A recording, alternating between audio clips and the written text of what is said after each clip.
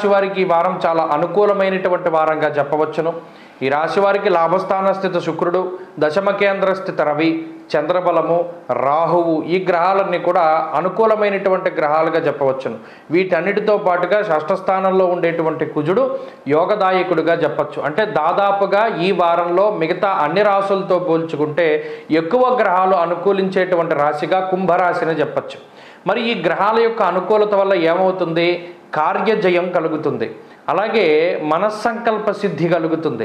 ఏదైతే సంకల్పం చేసి ఒక పని చేస్తారో ఆ పని పరిపూర్ణంగా పూర్తి అవ్వడానికి ఈ గ్రహస్థితి ఉపకరిస్తూ ఉంటుంది. అంతేగాక ఈ బంధుమిత్రుల యొక్క సహకారము, కుటుంబ సభ్యుల యొక్క సహకారం ఉండేటువంటి విధంగా గ్రహస్థితి ప్రోత్సహిస్తుంది. ఎక్కడికి వెళ్ళినా అక్కడ మీకు అనుకూలమైనటువంటి వాతావరణాలు ఉంటాయి.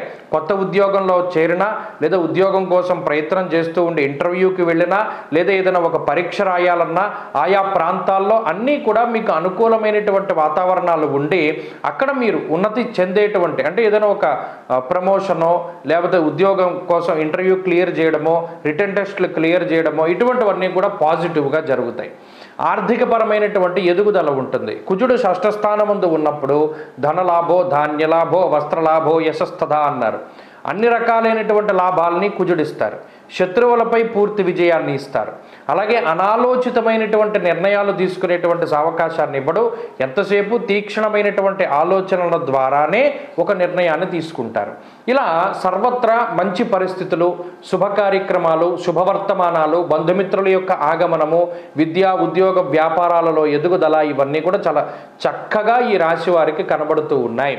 కాబట్టి గత వారాలతో పోల్చుకుంటే ఈ శని యొక్క వక్రగతి పూర్తి అవ్వడము, రవి యొక్క మార్పు జరగడం లాంటి అంశాలన్నీ కూడా ఈ రాశి వారికి చాలా అనుకూలిస్తాయి. కాబట్టి కుంభరాశి వారు ఈ వారంలో మరింత అనుకూలమైనటువంటి ఫలితాలని సాధించడానికై ఎక్కువగా సుబ్రహ్మణ్యారాధన చేస్తూ ఉండాలి. సుబ్రహ్మణ్య భుజంగ స్తోత్రం పారాయణ చేసి, సుబ్రహ్మణ్యేశ్వర స్వామి యొక్క నాగబంధనాలను ఉంటాయి జంట సర్పాలు, అక్కడ ఉసిరికాయ మీద దీపారాధన చేసి ఆ దీపాన్ని స్వామివారికి సమర్పణం చేస్తే మంచి ఫలితాలు సంప్రాప్తమవుతాయి. ఈ వారంలో కలిసొచ్చేటువంటి రోజు మంగళవారంగా చెప్పవచ్చును. అదృష్ట సంఖ్య 2, అదృష్ట వర్ణము లేత ఎరుపు రంగు.